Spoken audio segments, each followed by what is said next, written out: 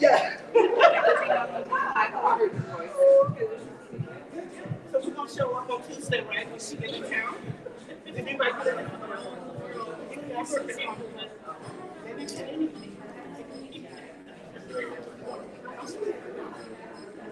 I know, that's why. This is information.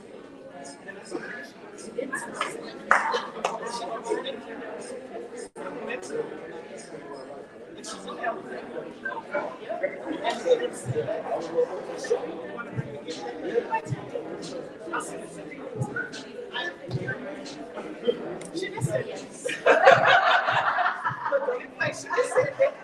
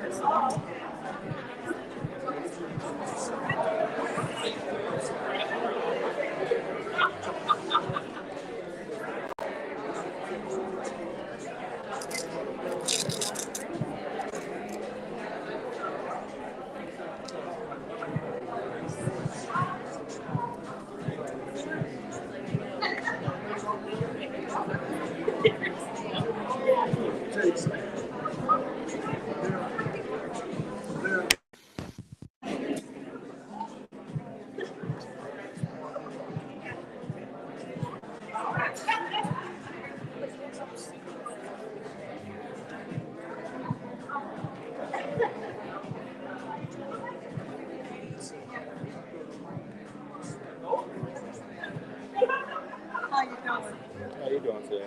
I see you like me. Lumix. I know, me too. I know, right? I got this one and I got the GH6.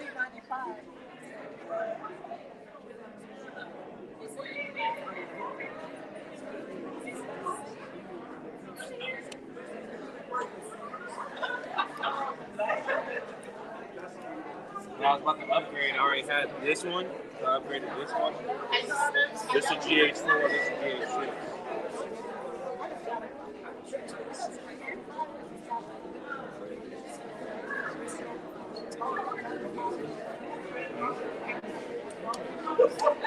No, exactly what I did too. I already had batteries and stuff for this GH, so I was like, why switch? I already got like lenses.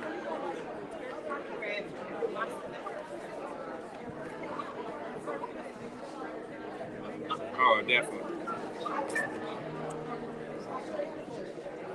That's crazy. I never had that problem with this one, so maybe that's probably. Oh, nice, nice.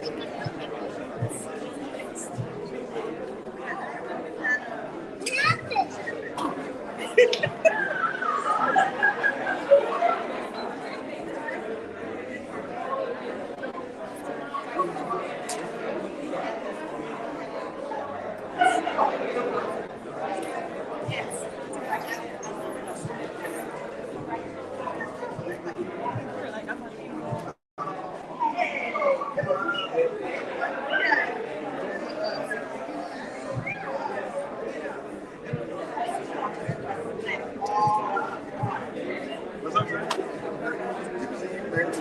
Coming all right? Oh, wonderful. I won't be alone. Well, my second best friend. Not my right. But no, actually, my friend. I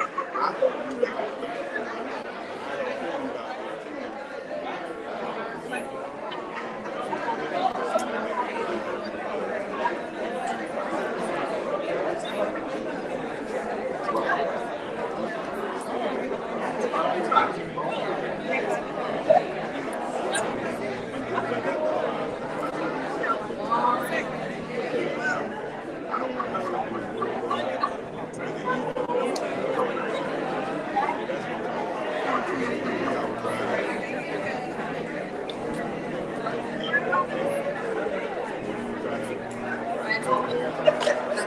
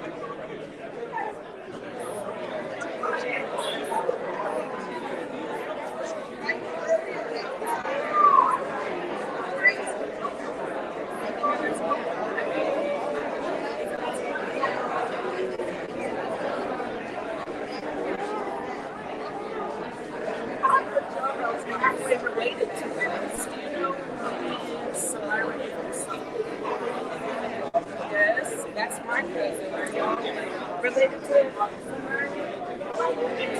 You left us. I heard that. Are you in Jamaica?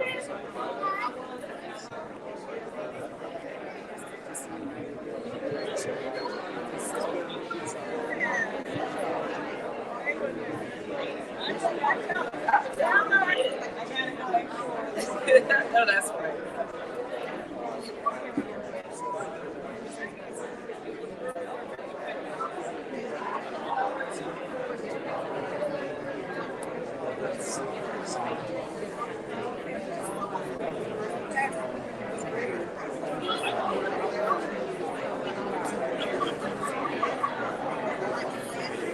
Oh, okay.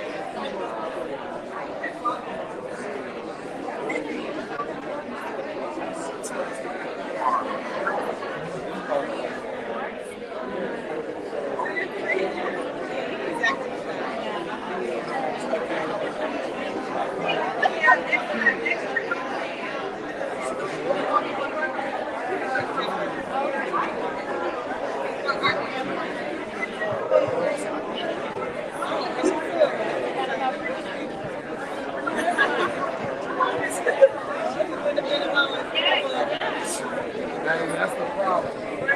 Other kids. One,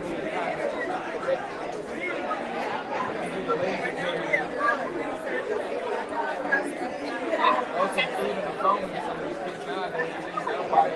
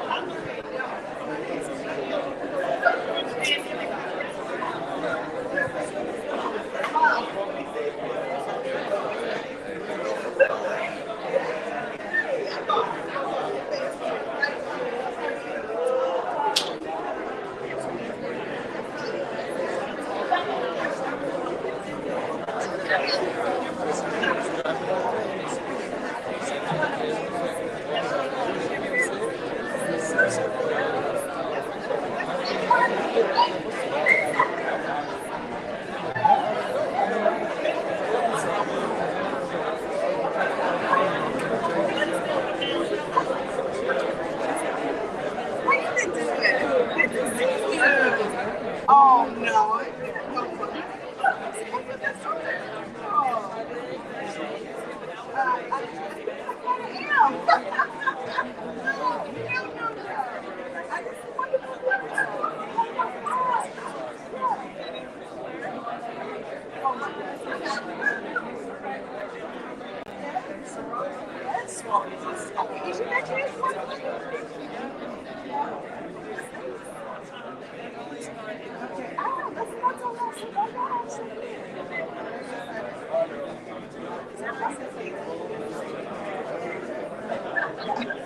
It's always good to see you.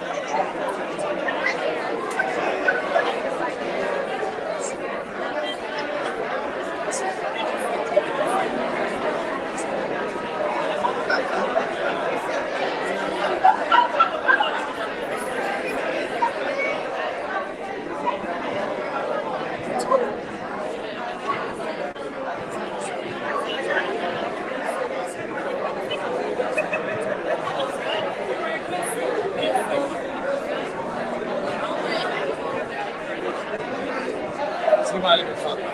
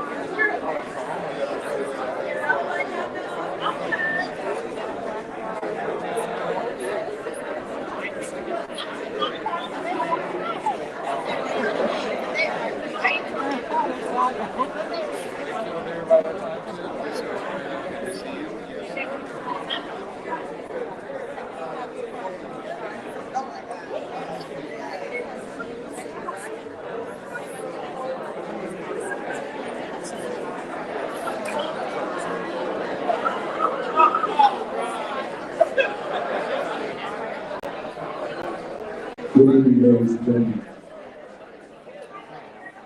We're going to ask if you could be so kind as to take your seat or move to a convenient seat. We thank you so much for being here this evening on this great occasion. My name is Reverend Dr. Nikita Kimbarai-Mani. I am a professor at the Department of Black Studies at UNO, but I'm also a lifelong activist on behalf of Africana communities worldwide. And I think that has more to do with why I'm here, and that is to honor our brothers on this day. I have been asked by the head of the Malcolm X Foundation to begin with our invocation.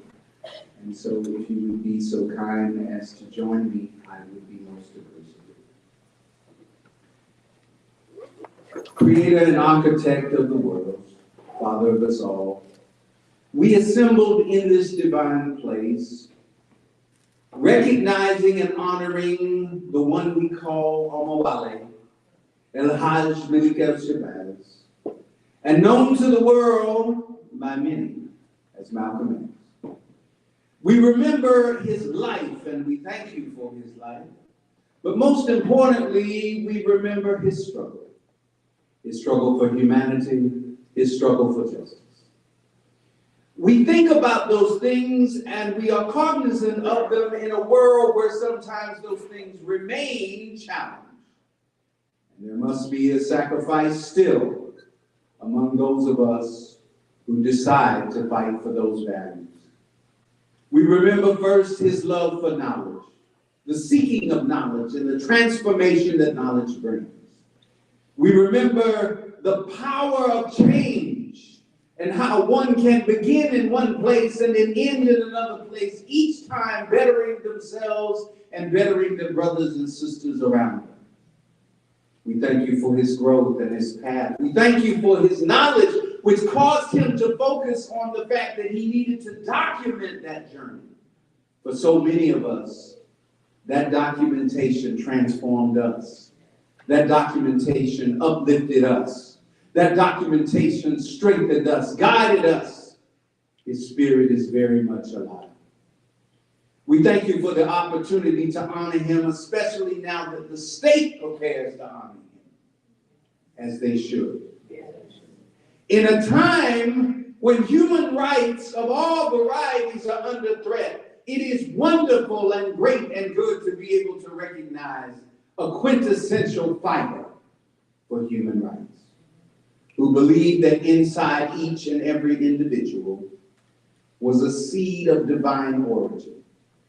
And given the right resources and the right opportunities and fairness, equity, and justice, that individual, like all individuals, could attain world status, could attain world greatness, could change the world for themselves and for the betterment of others. I thank you.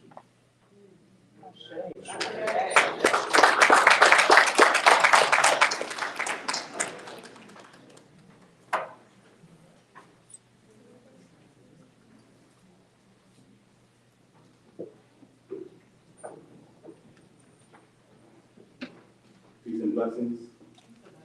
I am Sharika Warwick. Just flew in.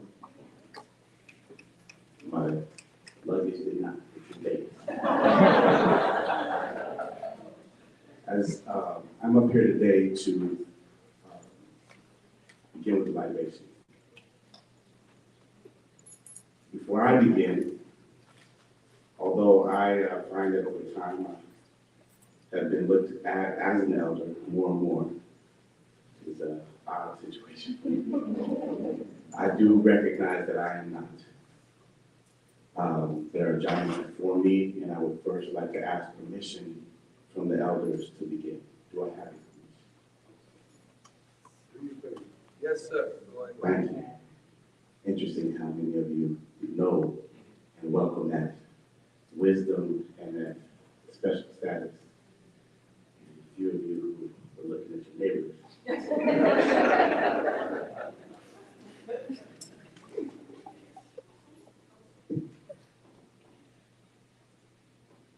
The libations are in honor of our ancestors. We have opportunity to learn and grow from the stories that they told us, from the lessons that we learned from them. My father told me that there are two times in which a person dies, or in which their physical self ceases to exist, and the moment that their name is no longer remembered and spoken. And so, for our libation today, we give honor to our elders. We speak the name of our elders. Those who most people know, those who no one but you know. So, I will give the one for El-Hajj Malik El-Shabazz and Betty Shabazz. Ashe. I will ask you to call upon the names of ancestors that you feel and know in your heart have created you and your being, and remember it. Speak out. Ashe. Ashe.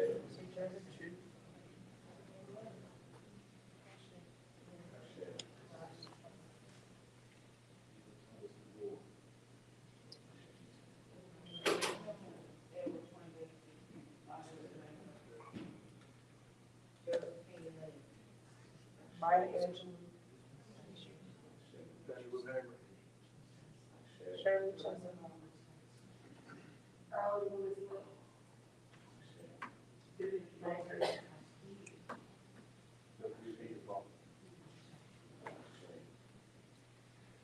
ask that we continue to remember the names and the stories of our ancestors, to pour out water, which is essential for all of us and which runs through us. We pour to the earth in remembrance of where we all begin and where we all return. Not shake.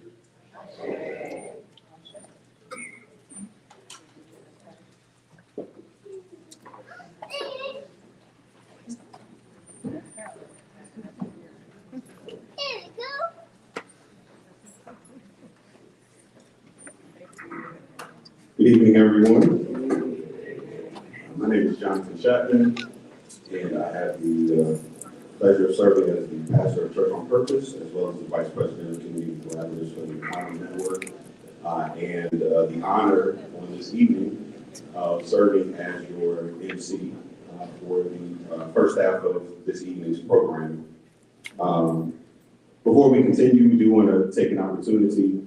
Sharif did such a wonderful job in opening up and acknowledging our elders and allowing you to hide in the shadows, but you are far too valuable to be hidden. And so we want to begin by acknowledging our elders. So for all of our elders that are here this evening, would you please stand to be recognized?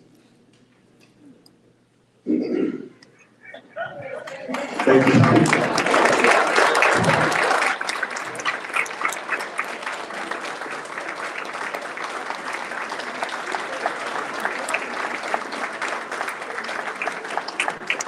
And for those of you that are still on the fence as to whether or not you're an elder does not mean old or irrelevant. In fact, elder means exceeding value and wisdom. And so, anybody want to try this again? Any elders that have not been recognized, the opportunity to be recognized? There we go. All right.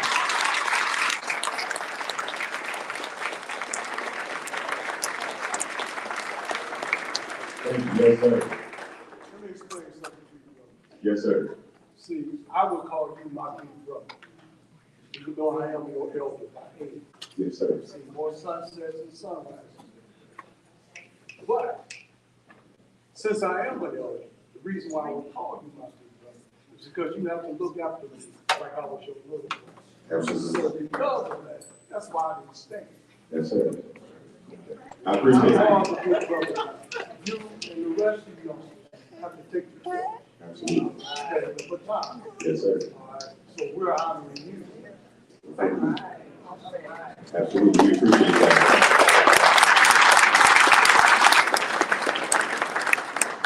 We also want to take the opportunity to acknowledge any of our elected officials that may be present on this evening.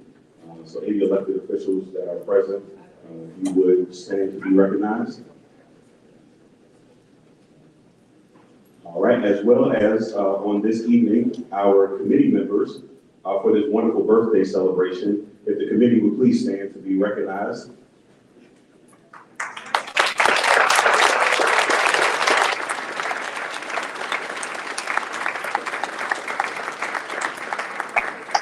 Thank you all so much for all of the time and planning that's gone into this evening, this wonderful celebration. And it is so exciting that with all of the excitement and all of the buzz going on around the birthday celebration and of course the induction of Malcolm X this year, that this event was sold out, what, a week and a half, 2 weeks ago? And so it was great for the council community, but we know that there's so much more to be done. And so make sure that you are taking pictures tonight, sharing them on your social media, and continue to share the upcoming events for the celebration this week, so that everyone has the opportunity to participate in this celebration, which is much needed for the state of Nebraska.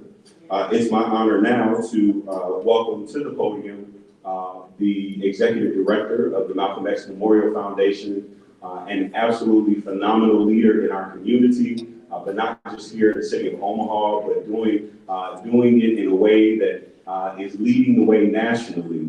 We're grateful for her vision, for her dedication, for her commitment to the community and to the legacy of Malcolm X. And we know that this is just the beginning for the Malcolm X Memorial Foundation. Please help me welcome to the podium the executive director of the Malcolm X Memorial Foundation, Ms. Joanna LaFleur.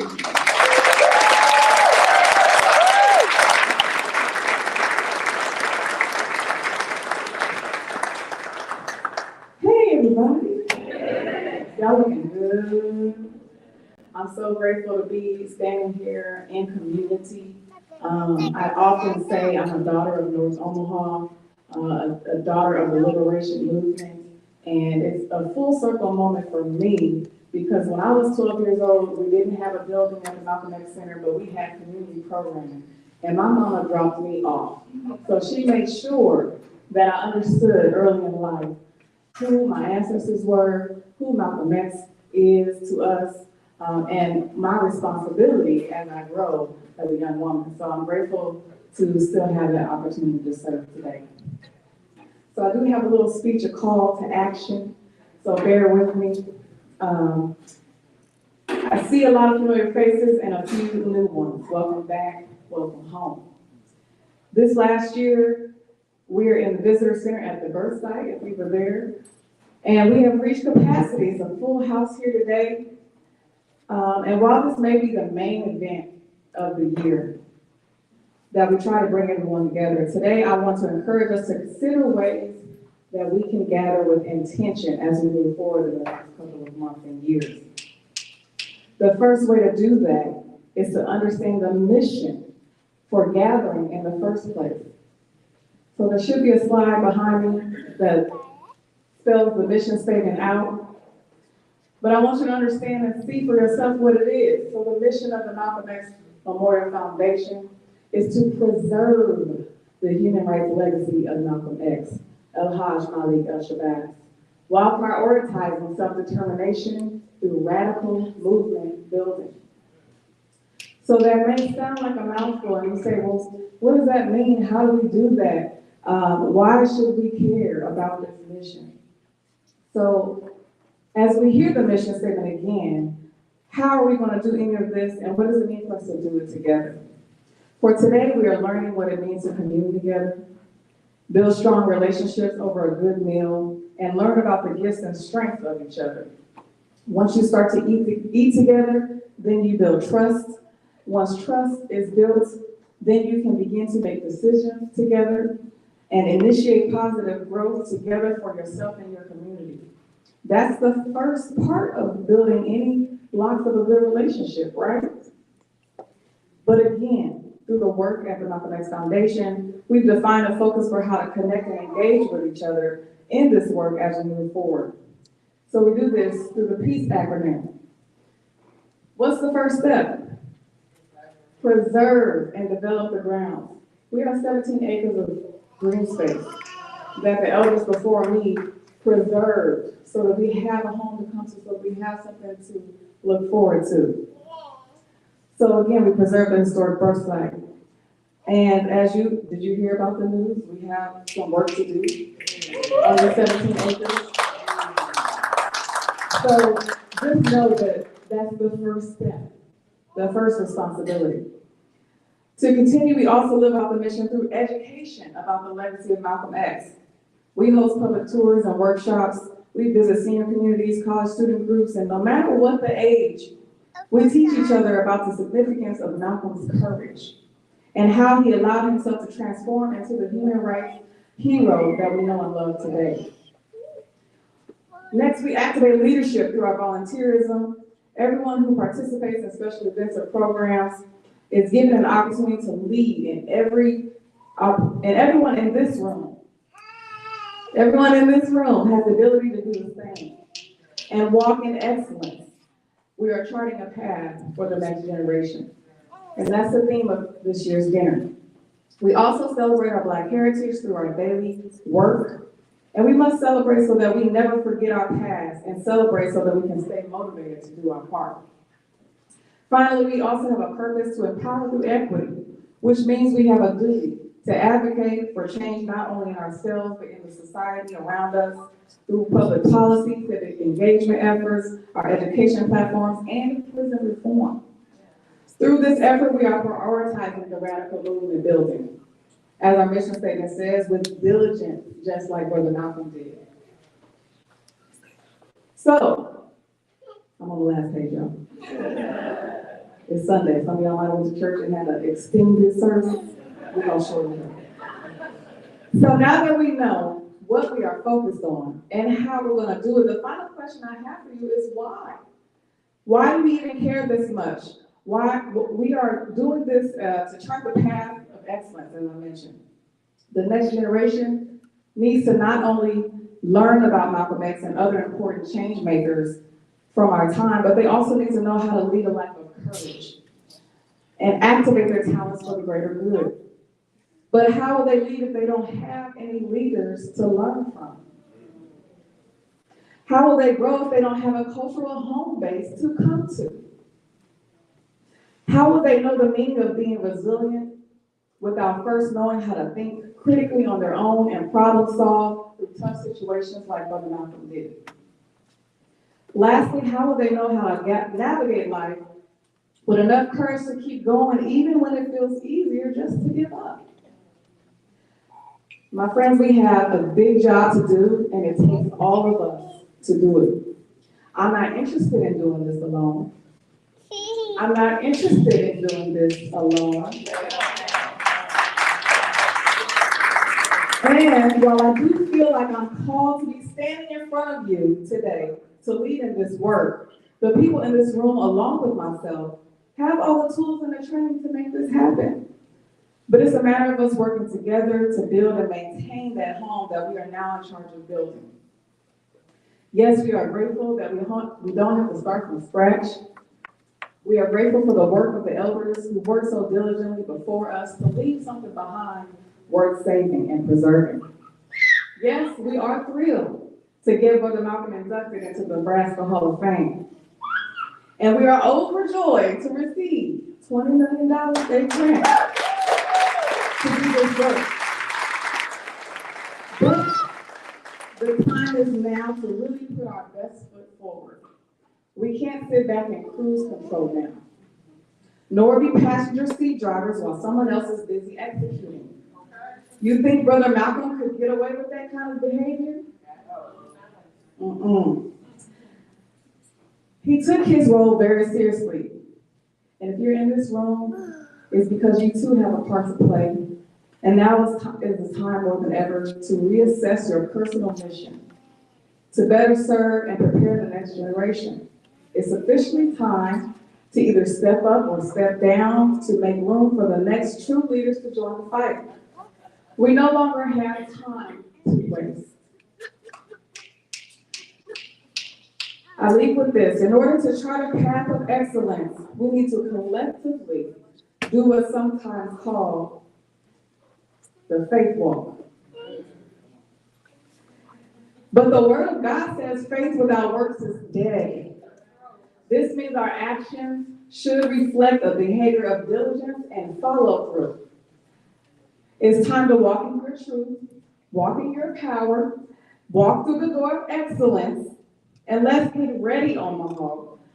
I'm ready, and I'll be right there with y'all to move this ship forward the right way, and I am the right woman for the job.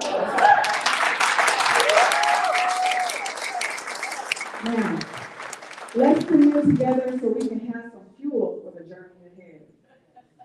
Thank you.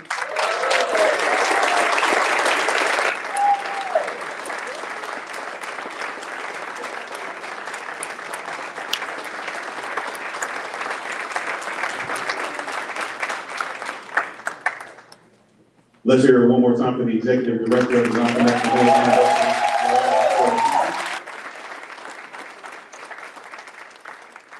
So as she said, this is a family dinner. It is time to eat.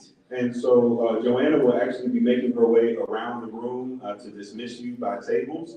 So please wait until she visits your table and dismisses you before you make your way to the back to get your meal. But while you are waiting, we are excited to welcome up a wonderful violin talent. Please put your hands together and receive Miss Juanita Clemens.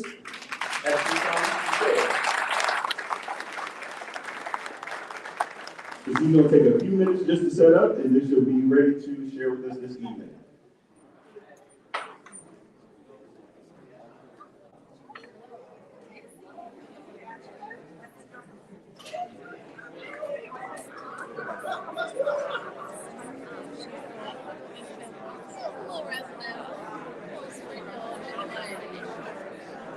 I didn't bring my umbrella just in case.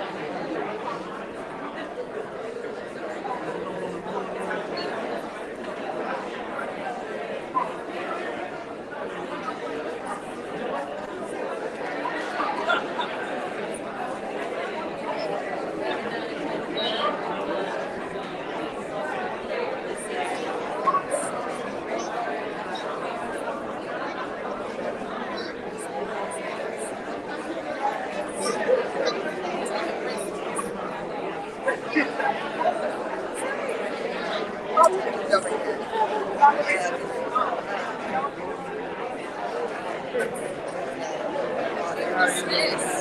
I can find a Lisa or a Peaches.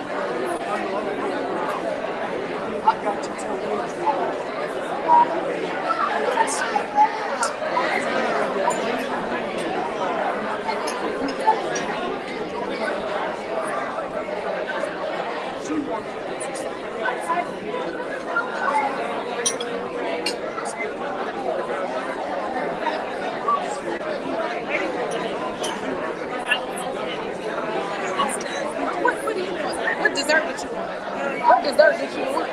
Oh, I don't know. Okay, they got cornbread too.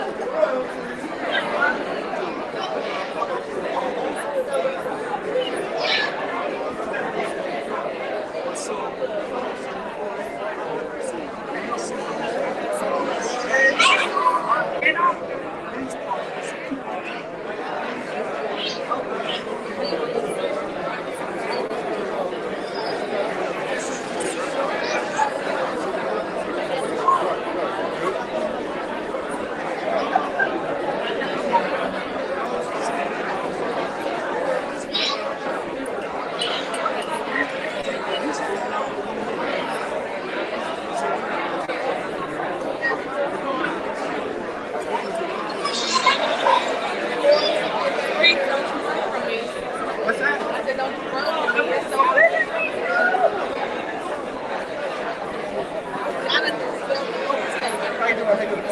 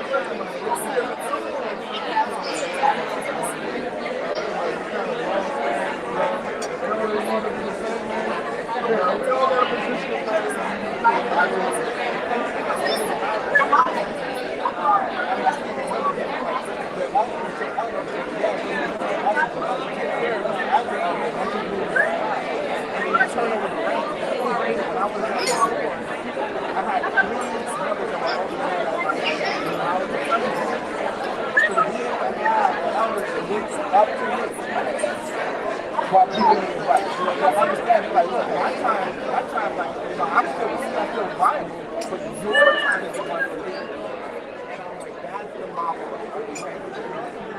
Confidence and reassurance. I'm in the right night and the passion of the sure that, and that's the don't leave, right? And so it's like, you got to let, I love to see you wrapped up. Like, you're like, okay, I'm done my fight, and I'm gone. I'm out. All right, ladies and gentlemen, if I can have your attention, please. If I can have your attention, please. All across the room, I know you're in the middle of some wonderful conversation, but if you could, redirect your attention to the front of the room, and please put your hands together and receive Ms. Juanisha Clemens.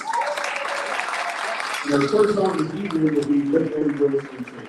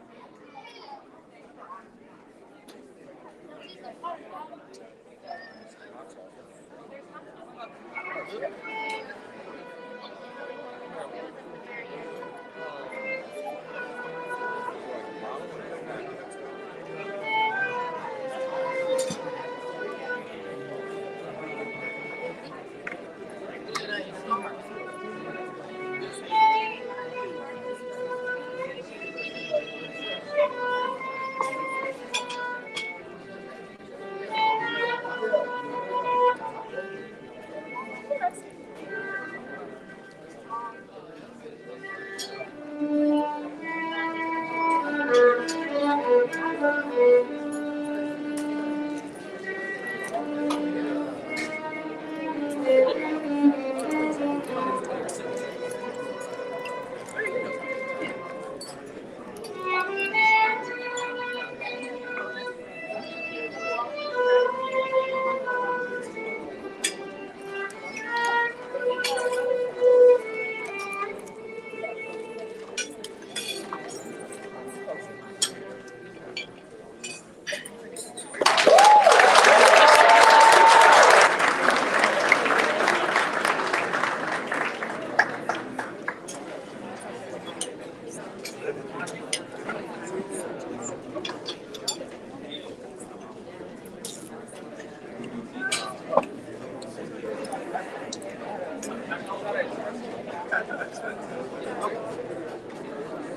evening, everybody. The next song is going to be Summertime by Courtney Just by Gershwin. We're going to have a little help with this one as well.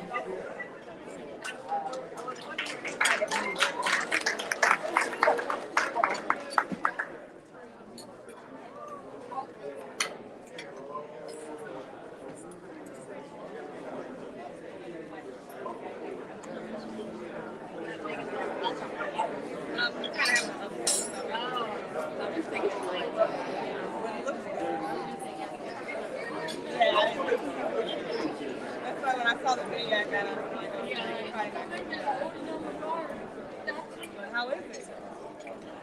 Pretty good. That was good.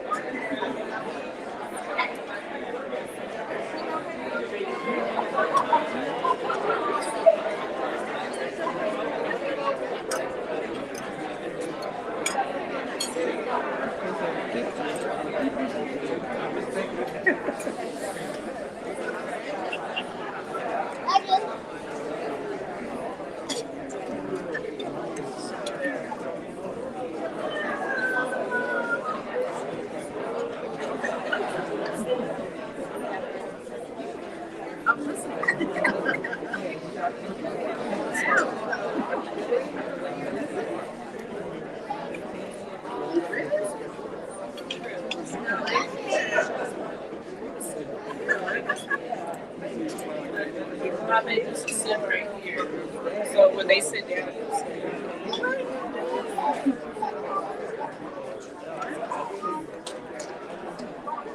you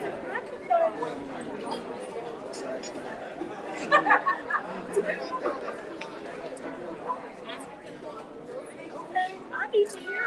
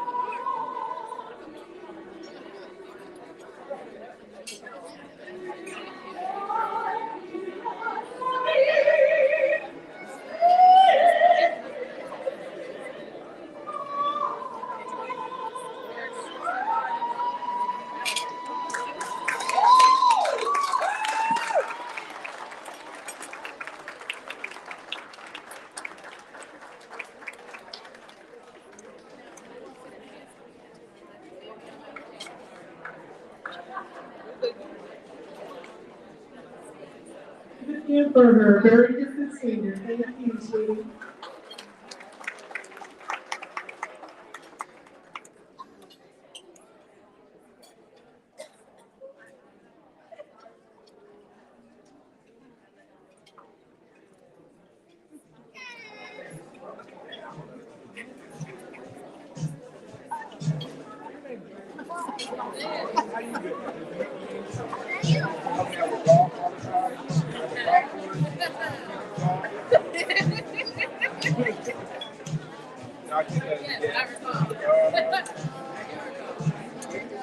You don't golf anymore?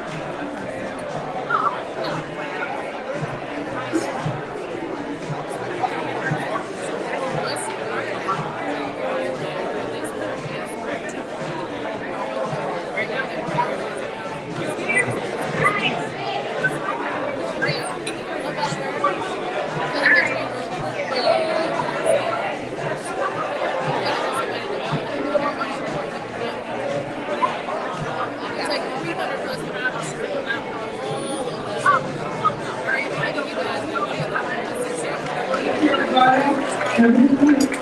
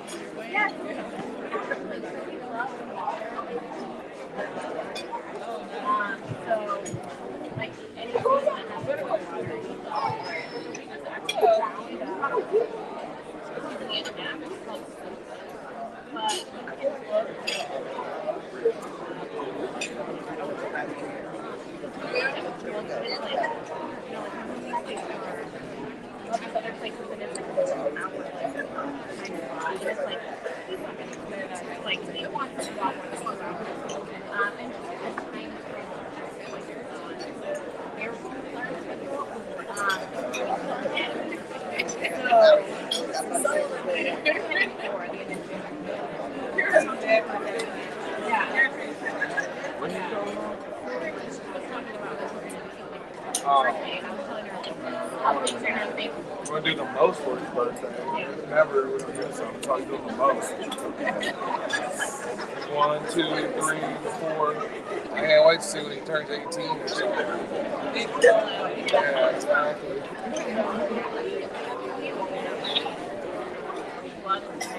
Now that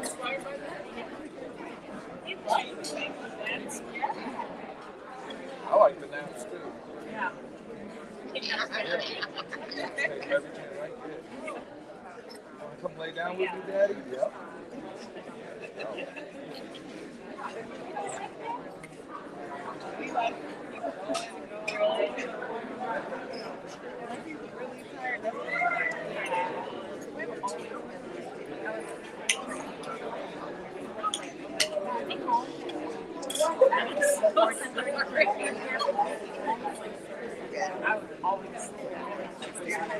Yeah.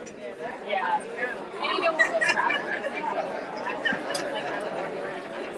Good evening. I say good evening. How's the food tasting this evening? You all right? Beautiful, beautiful. My name is Shamari Huggins, and I am honored to be involved in this program with the committee to help put this together under the direction of Joanna LaFleur. Y'all give her another hand for all those things that she put together, putting us together, putting everything together. And so people that have put on events or have done planning, you know what it's like. So give her another hand, y'all. I have the honor of introducing our award winner for the Malcolm X Innovator Award. Marcy Yates.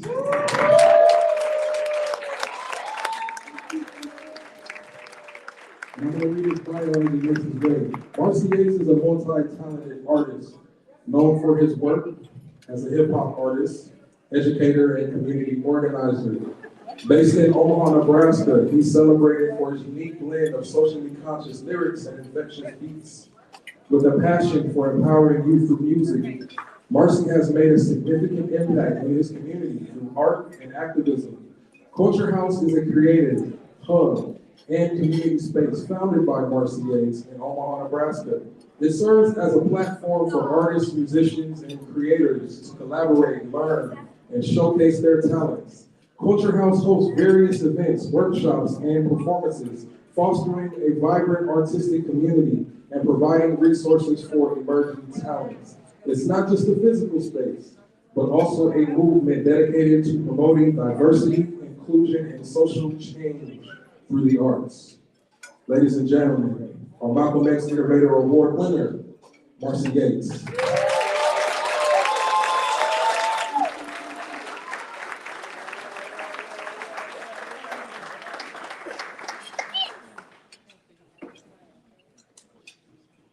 Right there.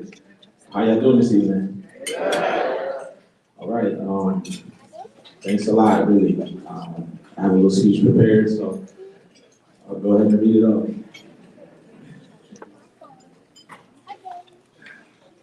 So, to me, innovation is about creating meaningful change and making a positive impact on the world. It requires curiosity, resilience, and the courage to embrace failure as a stepping stone. This journey has taught me that most transformative innovations often come from the simplest ideas, nurtured by passion and commitment. This award is a reminder that our work is far from over. It's an encouragement to keep dreaming, keep experimenting, and keep striving for excellence. So thank you again for this incredible honor. I look forward to continuing to build and work with all of you guys. Thanks a lot.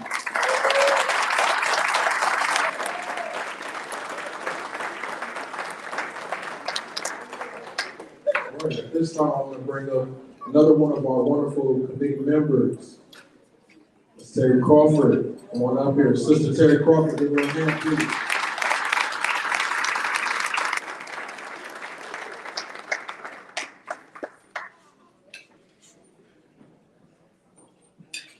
Thank you, Shamari. Good evening, everyone. So my name is Carrie Crawford. I am the Vice President of the Malcolm X Memorial Foundation Board. I am humbled and honored to be here to celebrate his 99th birthday and for us to have a conversation in the community that we have not had. I'm here to introduce one of the awards to one of our youth members. One of the things Malcolm X charged us with, he said, so early in my life, I learned if you want something, you had it better make some noise. And making noise does not always mean being loud. And sometimes it's kind of in a quiet way, but everyone knows that you are still moving mountains. She is one of those people. Her name is Charlene Simpson.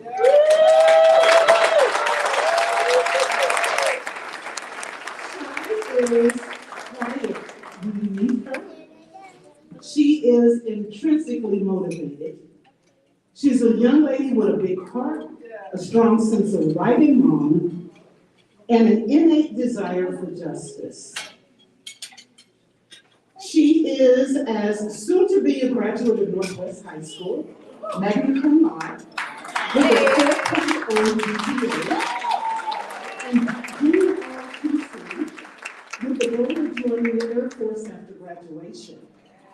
Shai is also a recent graduate of both the Youth Lobby School through the Nebraska Civic Engagement Table and a 4-year Jocelyn Kent Bellows Art Fellowship.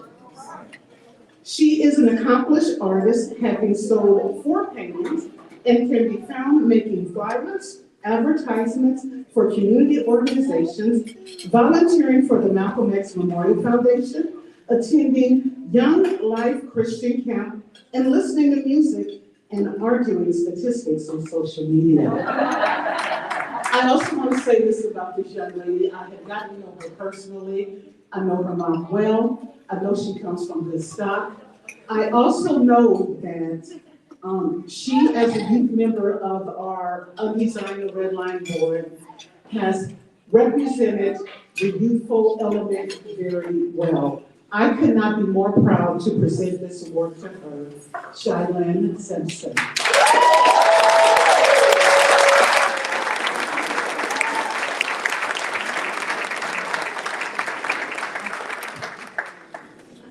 That's my baby.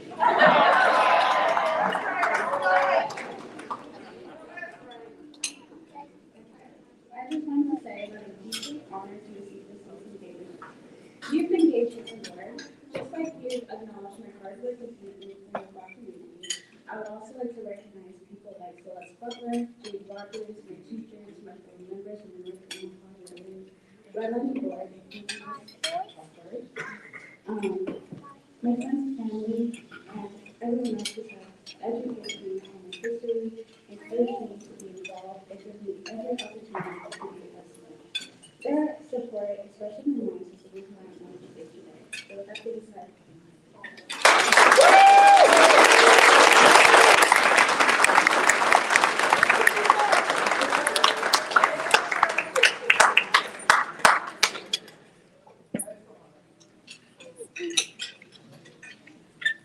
Mic check. All right, we good. All right. So the next thing we want to do, knowing that today is Malcolm X born day, he was born here in Omaha, Nebraska. Malcolm X was a pioneer in the spoken word art form. If y'all with me, give him a hand for if you've ever heard Malcolm X spoken word. If you've been impacted by Malcolm X spoken word. And so in that spirit here in Omaha, Nebraska, we have many talented spoken word artists, and I want to bring one of them to this microphone here. Brother DeVale Chris, y'all give him a hand.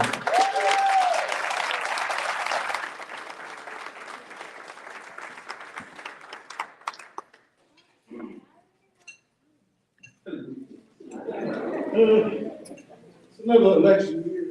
And you know what? America needs a black grandma for president for 2024. Now, I love you Republicans and Democrats, but if you don't stop all that arguing, I'm gonna send you back to your mama. And all this mess overseas don't stop. Ain't nobody dropping no more bombs on them cherry, you hear me? And I don't care what your lifestyle is, as long as you ain't hurt yourself or nobody else. And if you don't let them immigrants be, they just trying to live better, just like you and me. And the poor is always welcome at Big Mama's house. What's wrong with y'all? Acting like I ain't got no liquor common sense. Well, how about this? Make America go get a switch again.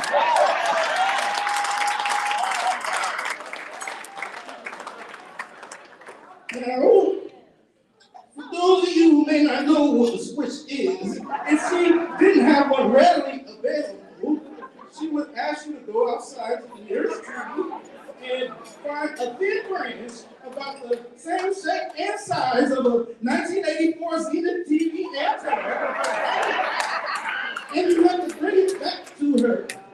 She would then proceed to rapidly swap your minimus, medius, and gluteus maximus at a 45-degree angle for roughly 15 to 20 seconds. It hurt, but it was the truth. America, you may be older than Grandma, but you're still a young nation. Grandma's wise. She's watched you grow. She's seen all your advancements. She's very, very proud of what you achieved. But she also knows what you're capable of and how great you can be. And she'll be damned if she lets you fall by the wayside because you ignorant. She just wants to instill some self-discipline in you, that's all. You gotta check yourself because you're hurting yourself, baby. Now go around that corner and apologize to the rest of the world. Hey, before you leave, cut the heat down because it's too hot on this country and turn off that TV in the living room if you ain't watching it because I pay the bills in this White House and this budget ain't gonna balance itself. Right? 2024.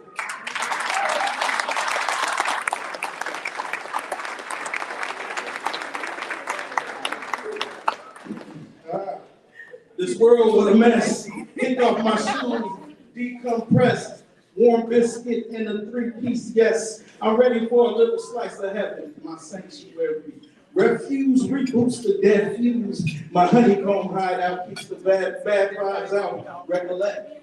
Let the soul process. Light a couple candles and reflect for a sec in my palace. Chill bubbles in my chalice. Breathing out the toxic that offset my balance. Sunning off the shade. Peeling off the dread. Cost to be the boss and heavy is the head, but I'm home. Where I lay my fedora, where I lay my halo, where I lay my horns, where I lay my Kango in my 5950s, let the bass up a little, and the world sings with me, hey, two-step, groove right, groove left, swaying to the melody of epic, every epic melody in here. Give a wink in the mirror, say I am what I am, and I love who the hell I be. I am the mayor, the deputy, and the treasurer, the lion, the lamb, the copywriter, and the editor. I dream. I give thanks for my dreams. Plot, plan, and scheme, and believe in my sanctuary. Safe haven, no fears, no doubts. My big kid blanket fort, no monsters allowed. I crumple up another empty fruit snack pouch while I watch the next show and pass out on the couch. All in the name of a new day. Because in the morning, when I walk through that door, where my skin is abhorred and respect is no more, carry deep within my heart, and I hope inside of yours is a place to mute the chaos for a while. Your sanctuary.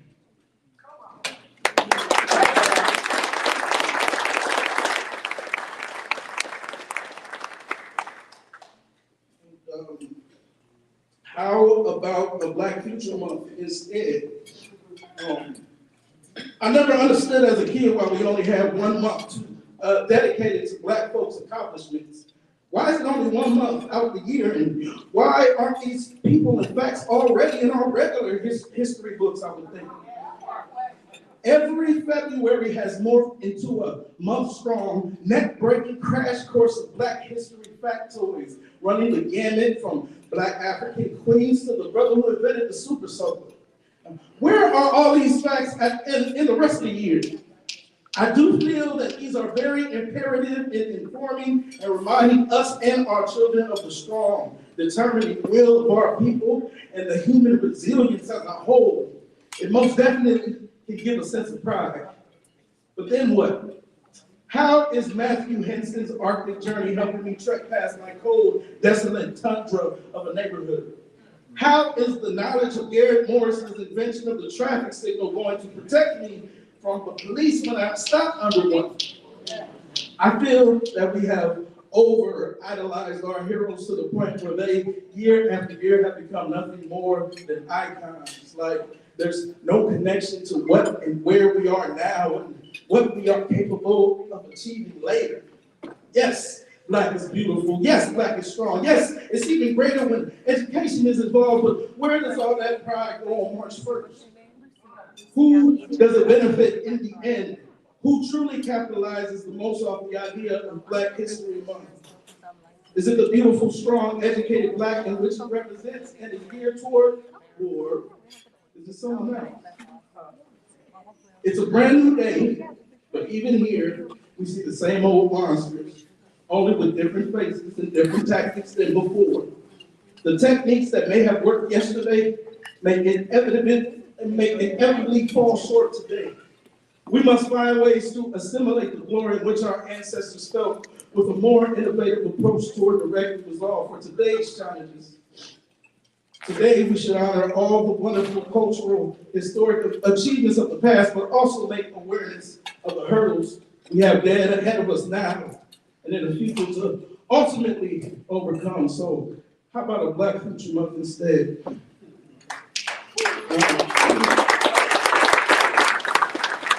I wrote those sentiments back in 2012. And in the past 12 years, I've seen massive cultural achievements and excellence. And just know that you are great just by existing. And there is nothing more revolutionary than showing up when you need to. So thank you, Brother Malcolm. Happy birthday, and thank you all for listening.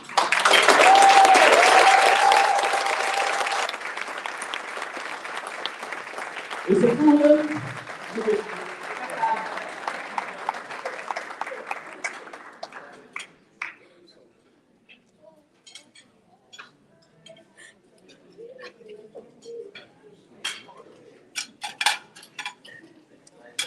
Good evening, everyone.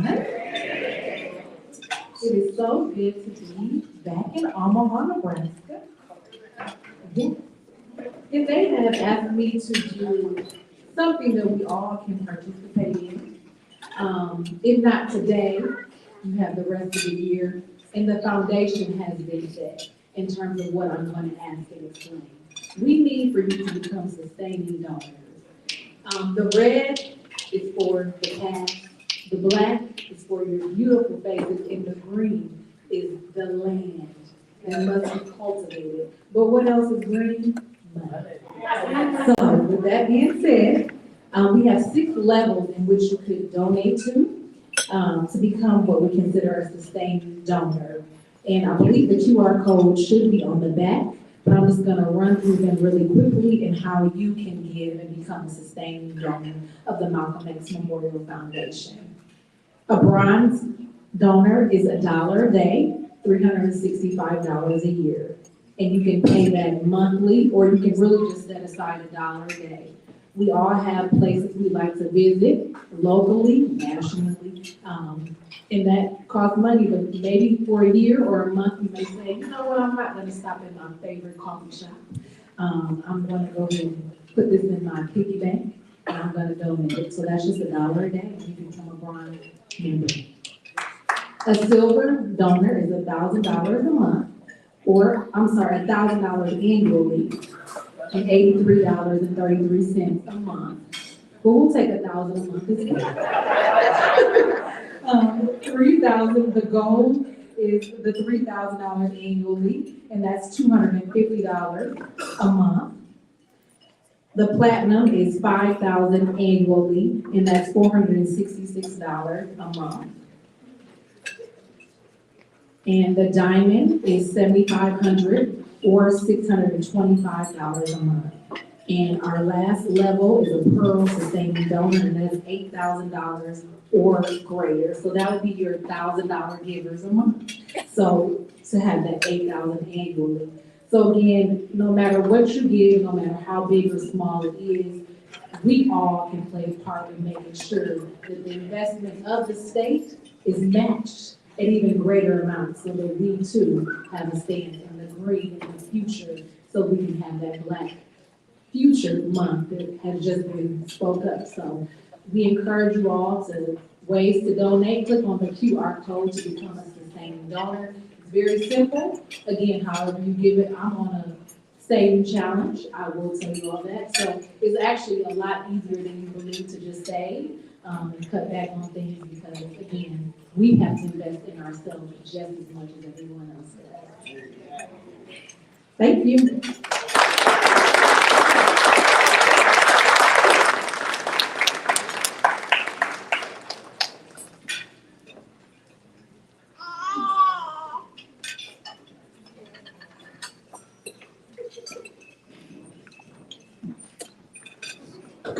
Hello.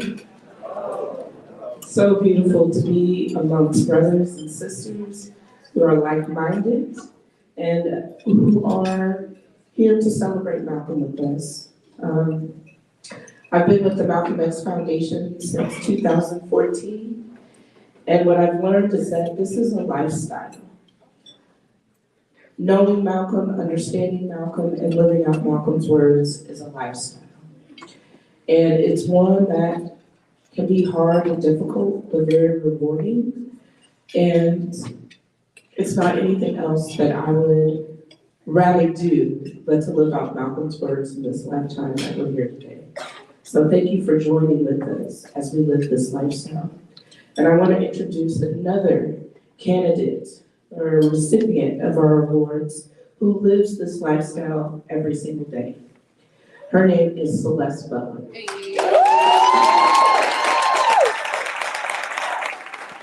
Celeste Butler is a first-generation native Omahan whose family migrated north in the 1940s.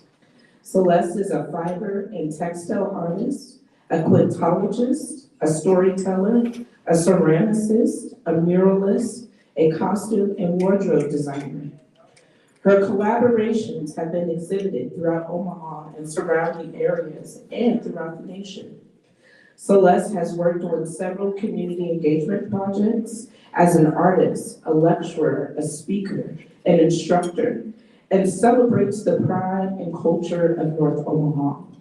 She has worked with a diverse group of esteemed institutions, including the Malcolm X Memorial Foundation, the Women's Center for Advancement, with work supporting survivors of abuse and their children, the Juvenile Justice Youth Center, Field Streams, Nebraska Furniture Mart, Mothers Who Have Lost a Child to Violence, and the Birdwin Wright House in Wilmington, North Carolina.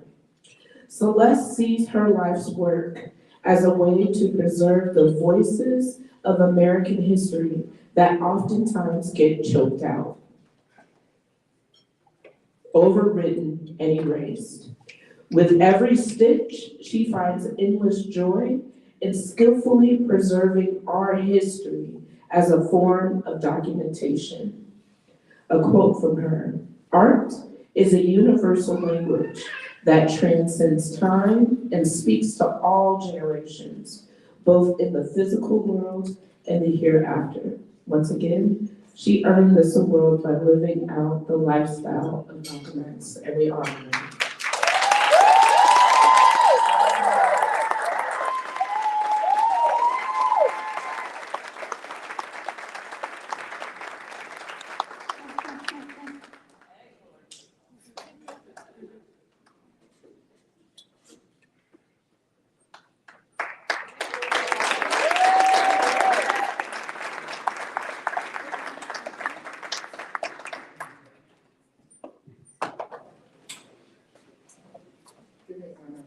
To the Most High and all of the ancestors that have come before us and paved the way, that I get to stand on the shoulders of and do the work that I do. I'm grateful for the Queen Georgia. And from day one, you have been my day one. And I appreciate you. I will be with you until I take my last breath on whatever this looks like to get back down on the beach. I'm grateful tonight for everything that my parents have put into me, how they cultivated the person that I am today. So when you see me stand today, sometimes our parents go before us and you don't get a chance to meet them. But I hope today, in every life that I live, that I represent them well. I'm honored today to have my oldest sister and my youngest brother with me. That has been a life journey. Out of 7 siblings, I am number 7. I think today, in honor of Malcolm and the Rowena Moore Award, the shoes are too big to even phantom them. I can only do what is in my power to do. I wouldn't even think about putting my feet in their shoes. But I know the work that they've done and the foundation that they laid, I don't take it lightly. I'm grateful for each and every one of you, and I'm grateful for letting me collaborate with you in this community to help build it. We have so much work to do. And it's to everyone who has lost sleep, heartaches, talked about all of that, and still keep going and find a way to keep going to get the work done, because in the end, that is the ultimate goal. It's the work that needs to be done. And because it's so much of it, people like Joanna, she can't do it by herself. People like Sister Ashley over here, she can't do it by herself. People like Sister Precious over here, they can't do it by themselves. People like Sister Carrie, she can't do it by herself. Brother Abel back there, he can't do it by himself. Culture House Mercy X, he can't do it by himself. We need each other. Young person over there, Sister Jewel, Elijah. I don't want to be remiss to say anyone's name, but when I say those names, just know that you are included in those numbers as well. What I'm saying is, it's going to take each and every one of us working with each other, putting our differences in the background and getting them, because we're losing miles and coverage every day. They're 20 and 30 years ahead of us, and we're still fighting and arguing. And that's what breaks my heart. And that's what makes me lose sleep at night. Because there's a whole different populations coming into the United States that are light years ahead of us, even with the finances they give them just for coming here, that we never received. So it's something different we have to do on our side to be able to make up for the ground that we lost. And I'm not here to preach. I have more years behind me than I do in front of me. And I'm gonna ask one thing today, and maybe even 2, with the work that I do in the arts. See, art is the silent voice in the room that we were never supposed to be in. So from that angle, I get to tell our stories. And I'm in those places, and the majority of the time it does not look like me. From one end of the world to the next. So in those, and in the work I do, just like Harriet and those sisters before us that was making those quilts and left messages in them, if you study my work, in each and every piece, I left you something.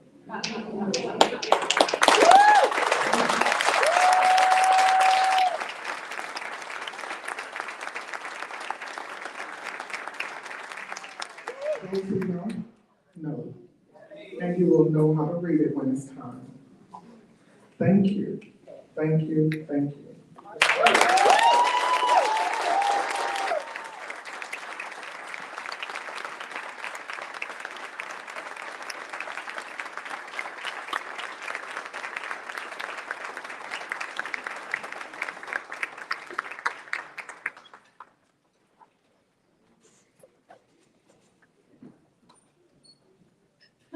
minute.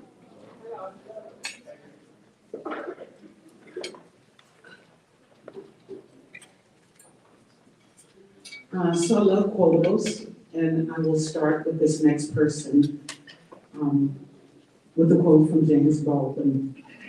He said that every human being is an unprecedented miracle. That includes Malcolm, and that includes each one of us in this room. And it certainly includes the next person that I'm going to introduce to you for his award. Shakara is an Omaha, Nebraska-based restorative justice facilitator, trainer, and outreach specialist with the Community Justice Center, a restorative justice public safety agency headquartered in Lincoln, Nebraska. Shakara brings an extensive background of over 4 decades of incarcerated experience to the Community Justice Center. He was arrested when he was 16 years old in 1975 for first-degree murder. And he was given a life sentence without the possibility of parole. He was discharged in 2016 while incarcerated.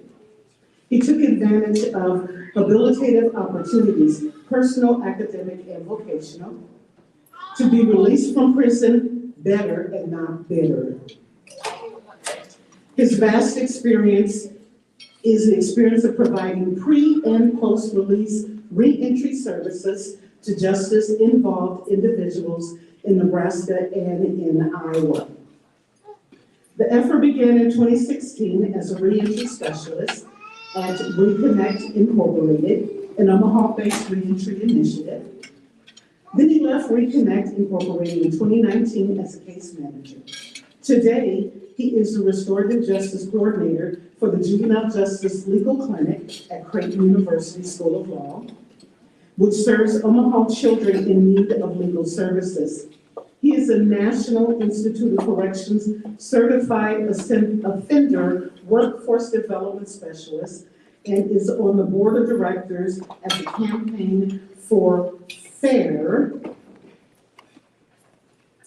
Sentencing for Youth, a national nonprofit with headquarters in Washington, D.C. that leads efforts to ban juvenile life without parole and other extreme sentences for our children. The organization is an equity-driven organization that explicitly works to dismantle the racial disparities, social injustices, and residential harms caused by the legal system. Shakara's passion is to help repair the harm he created and assist others in accomplishing the same duty. His extensive experience connecting families to community resources has clearly made him a gifted advocate. It is through his work and so many other paths that he has taken that demonstrates a firm commitment to youth justice, community empowerment, and redemption. I introduce to some of you and present to others, Shakara.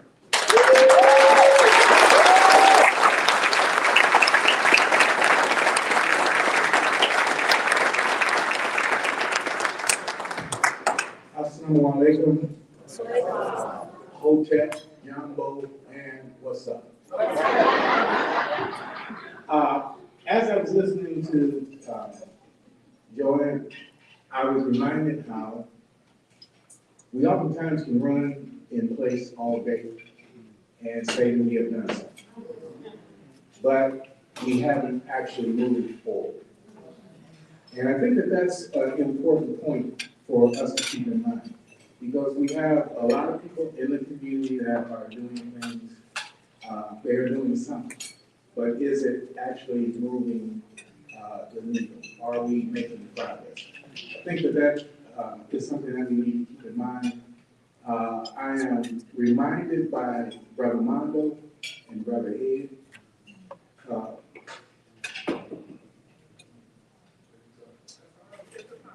neither who made it out.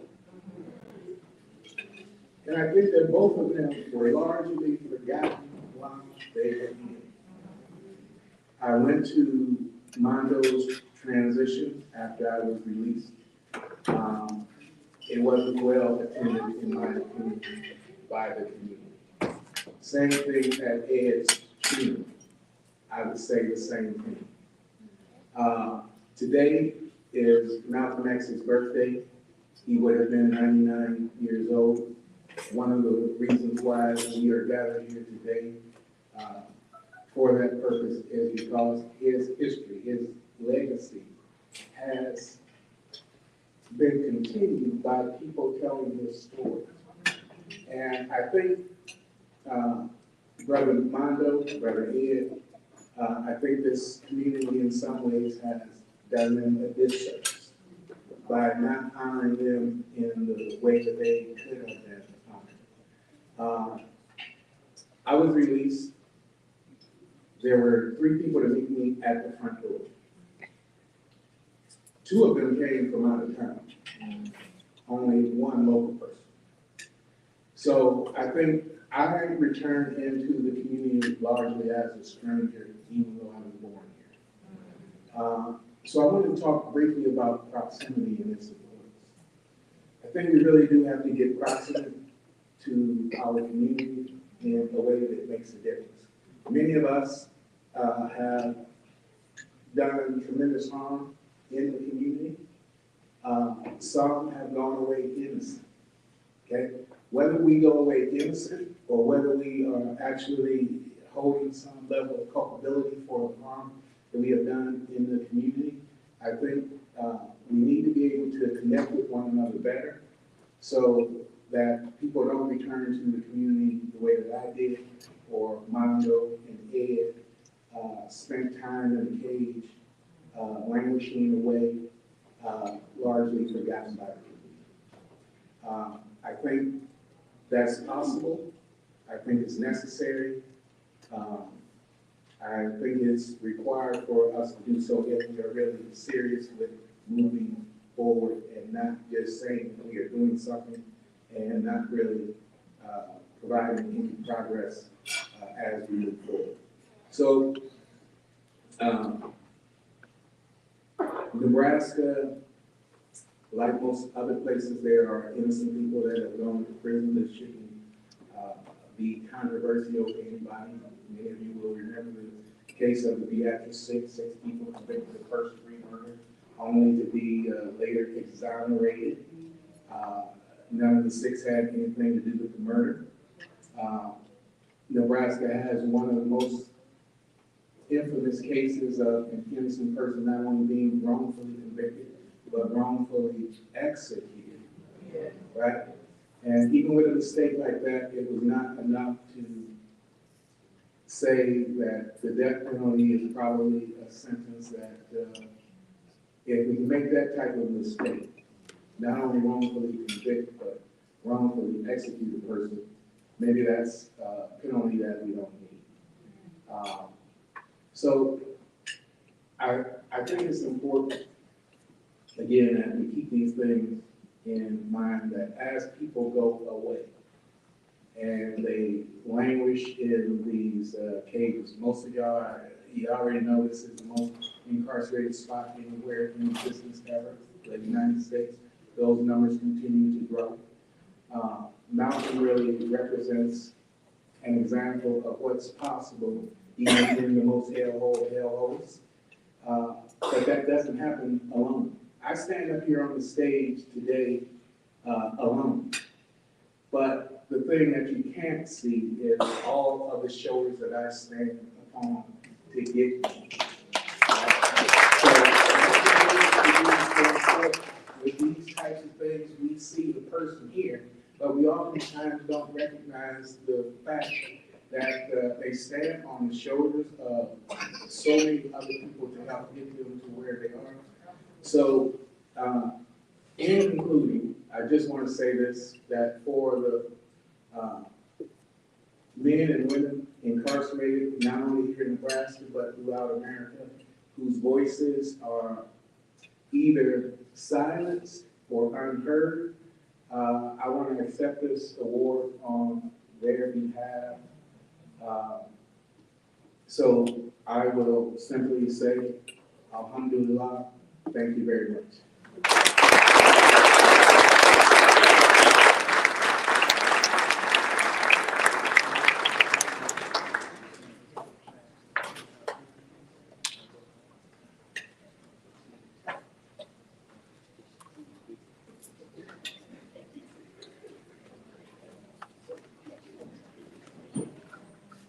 Good evening, everyone. Hello, my name is Morgan. I generally don't do last names, but I'll say Price for the record. My name is Morgan, and I am the co-chair of the Malcolm X Memorial Foundation Board. Very, very excited to be here tonight. Extremely happy to see everyone. This is an amazing time and space for us. As a foundation, as a community as a whole. There's so many exciting things ahead of us.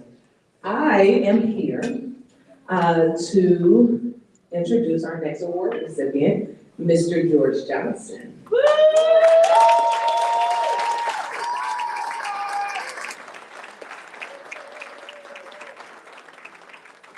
He is being awarded the Shabazz Courage Award. Malcolm said, without education, you're not going anywhere in this world.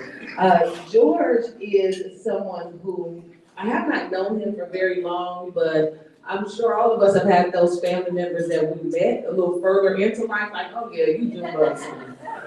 You definitely a part of the family. This baby has been a part of the family since he walked in the door. George is originally from Nashville, Tennessee. He is a PhD candidate at the University of Nebraska Medical Center. His focus is studying prostate cancer, prevention, and strategy building to enhance the African American male community.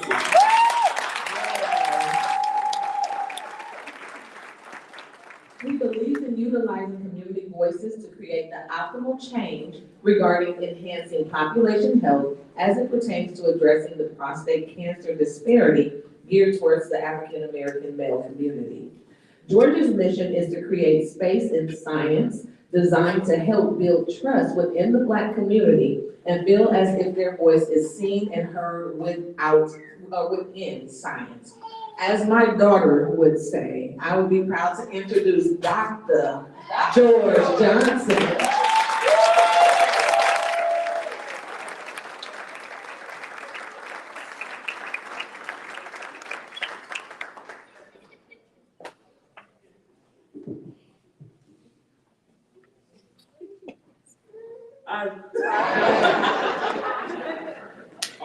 I'm deeply grateful for this. All thanks to God, my parents, my brother, and everyone at the Malcolm X Memorial Foundation, every human being, even the turkeys that run 17 acres. I am deeply, want to take the time to also thank the Shabazz family for sharing Malcolm's little spoils from his parents, to his daughters, his wife. Thank you for them. And the support has been very instrumental for the Malcolm X Memorial Foundation. Everyone has been very instrumental into this PhD journey for me. And I just thank everyone for that. I will continue saying, being able to get the Courage Award has definitely been, I just really believe that everyone, has the ability, with the term courage, just one valuable action that we all have.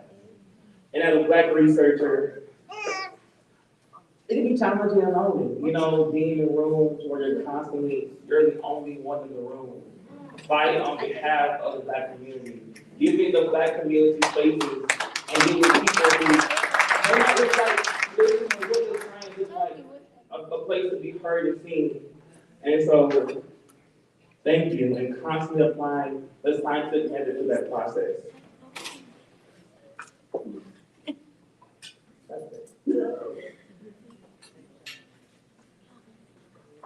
To me, one of the most outstanding examples of courage and humanity must be Malcolm X. It takes courage and liberation to go from trauma of Malcolm Little to peace, to encourage those and stable of peace to become Ilhan Felicia Shabazz. And that should be highly honored and highly mentioned throughout. Whenever mentioning Malcolm X. Through my time here, I won't be excited.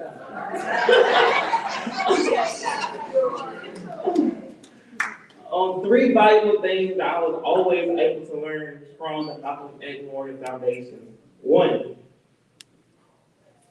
one of those I was learning. If you challenge yourself to getting 1% for 100 days, that's 100%. But just imagine if you gave 1% for a year. What does that look like for you? What does the next 5 years if you just give 1% of yourself? And I have been doing that every single day, you know, pouring into me, teaching me what leadership is, what leadership looks like, and constantly pouring into me as a volunteer. So thank you, Joanna, for that.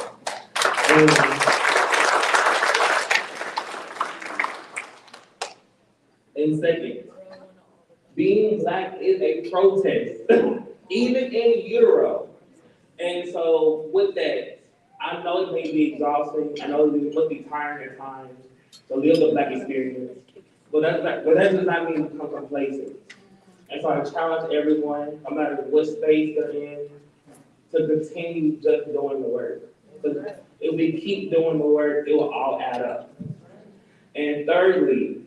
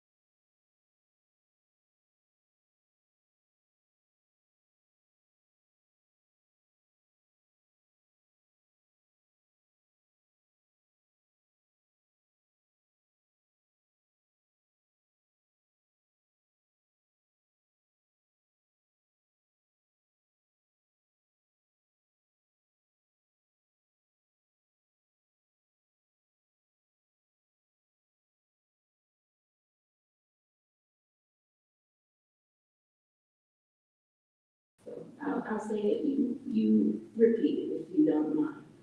Together we seek to know. Together we seek to know That which is us. that which is us, To expand our collective consciousness. to expand our collective consciousness Of who we are. of who we are And whence we've come. and whence we come. We exalt in the fact. We exalt in the fact That Africans are beautiful. that Africans are beautiful In our own right. in our own right, Rather than at the expense. rather than at the expense Of any other group of people. of any other group of people. And in the true spirit of the Swahili word. In the true spirit of the Swahili word, Harambe. Harambe, We promote the idea. we promote the idea That cultural awareness. that cultural awareness Is germane to human growth.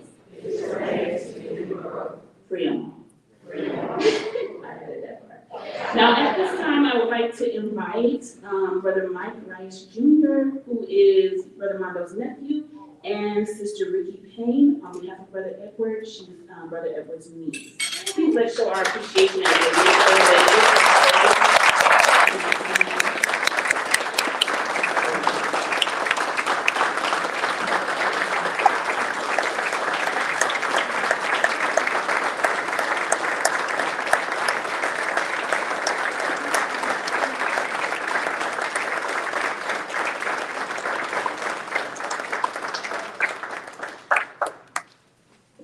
and if either of you are open to or want to say anything, you're welcome to come.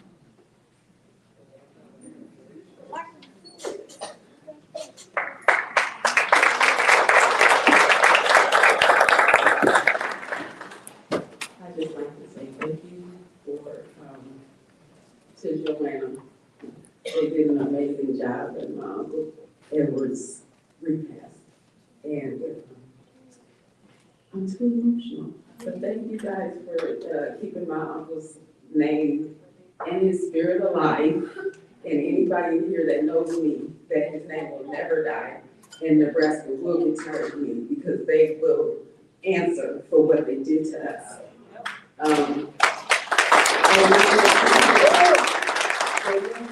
can't remember his name, but the guy that was up here, he made me cry.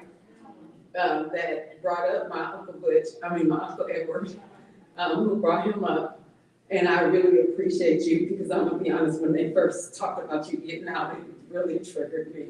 But I really appreciate it. And he was my father figure. He sent me to summer school. My family made sure that me and my sister did not grow up angry because we could have.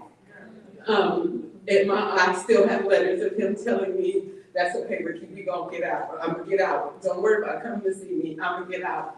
And I apologize for all that didn't get to celebrate him, but my family was scared of the police because we still were getting threatened. And I'm 54 years old. Frank Brown carried me in the courthouse. And we were still getting threatened, and my grandma's house that I inherited still has the phone tapped. So it's just, so I want to apologize that for all that didn't make it, but we didn't know what to do. So thank you very much, and please keep his spirit alive.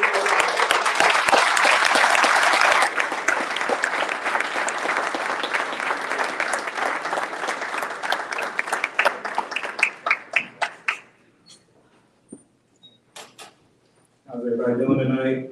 My name is Mike Rice. My dad was Mondo, Dave Rice's brother. He couldn't make it tonight, so of course I said it'd be an honor to show up. When I thought, he was going to receive an award, I would have never thought this when I was 6 or 7 years old, visiting him in the penitentiary, playing cards with him, just, experiencing him.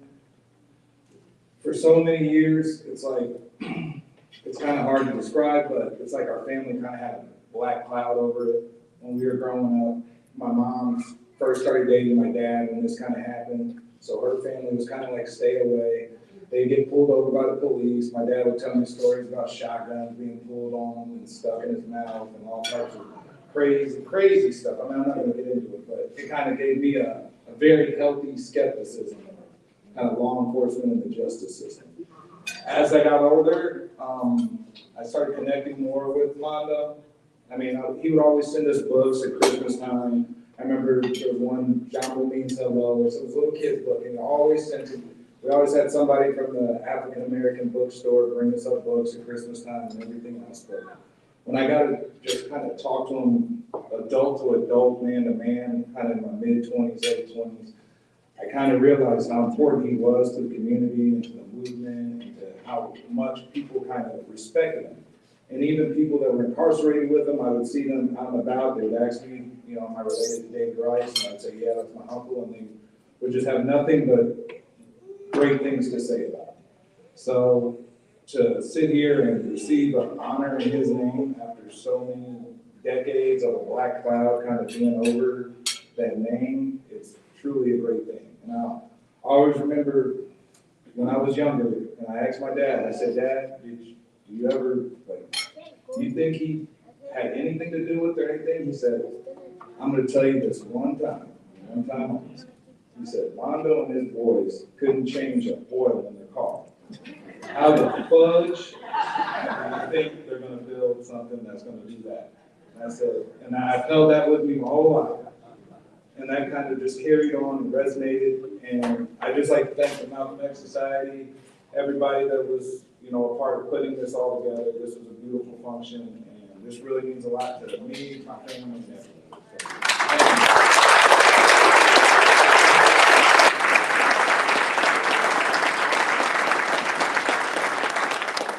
And as we close this evening, I want to say this. Take this energy with you. In 364 days, Malcolm X will be 100. And Omaha will be a cultural hub for people all around the world that's going to come right here to celebrate. Not the place where he was assassinated, but the place where he was born. And the energy that was birthed in all of us. So I want to introduce our singer to close us out, Miss Carol Jean-Pierre. She will come and sing us out. Thank you all for joining us. Continue to support the Malcolm X Memorial Foundation. Shout out to Joanna LaFleur and GK for all that she is doing, to the board, to the planning committee. Thank you. Everyone get home safely, and we'll see you at the Malcolm X Foundation. Y'all be blessed.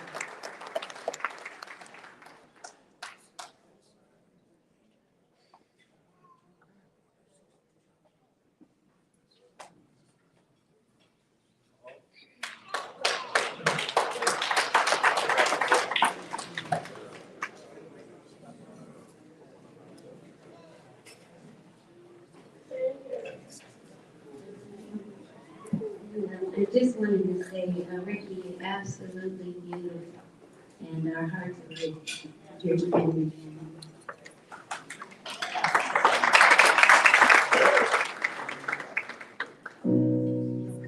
Broken down and tired, living life on a merry-go-round.